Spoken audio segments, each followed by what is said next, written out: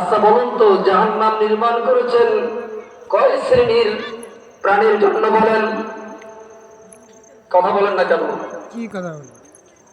জি, দুই শ্রেণীর মানুষ।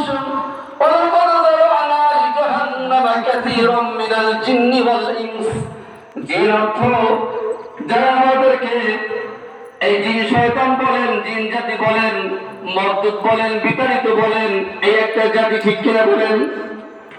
আর ইনসান মানুষ, এই দুই শ্রেণীর প্রাণীর জন্য আল্লাহ পাক রব্বুল আলামিন জান্নাত আর জাহান্নাম বানিয়েছেন। এই আয়াতে কারিমার ভিতরে আল্লাহ পাক রব্বুল আলামিন বর্ণনা করেছেন কিছু কিছু শরীরের ভিতরে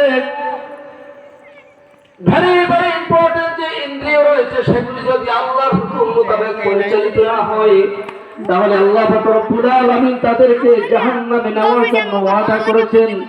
শুধু জাহান্নামে নেওয়ার জন্য ওয়াদা করে ক্ষান্ত হন নাই, তাদেরকে আল্লাহ চতুষ্পদ জানোয়ারের চাইতে নিকৃষ্ট বর্ণনা করেছেন। সকলে বলি নাউযু বিল্লাহ। মানুষকে বলেছেন তো চতুষ্পদ জানোয়ারের চাইতে নিকৃষ্ট।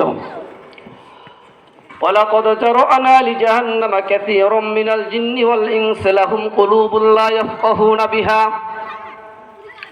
যারা অন্তঃকরণ দিয়ে ভালো জিনিস উপলব্ধি করে না, ভালো জিনিস চিন্তা করে না। মানুষের অন্তর আছে কি নাই বলেন? এই অন্তর দিয়া ভালো চিন্তা করার পরিবেশ আছে কিনা বলেন? এই অন্তর দিয়ে আবার খারাপ চিন্তা করার পরিবেশ আছে। আল্লাহ বলছেন ওয়ালাহুম কুলুবুন লা ইউবসিরুনা বিহা। যারা অন্তরের পাক বিচার সঠিকভাবে করে না, অন্তর দিয়ে সঠিকভাবে বিশ্লেষণ করে না। আমাদের অন্তরের বিশ্লেষণ হওয়া উচিত কিরকম? অন্তরের বিশ্লেষণ হওয়া উচিত, আল্লাহ পাক রব্বুল আলামিন এই মাহফিল আমাদের সামনে তুমি দান করেছো, আগামী বছর আমি নাও পেতে পারি, ঠিক কিনা বলেন? আগামী বছর সুস্থ নাও থাকতে পারি, আগামী বছর এই পরিবেশ নাও হতে পারে।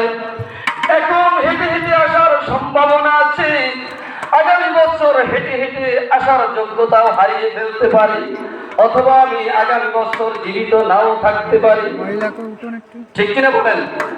অন্তঃকরণ দিয়ে এইভাবে বিশ্লেষণ করতে হবে। আহারে অন্তর, এই অন্তঃকরণ দিয়ে ভালো জিনিস যে উপলব্ধি করে না, ভালো জিনিস যে উপলব্ধি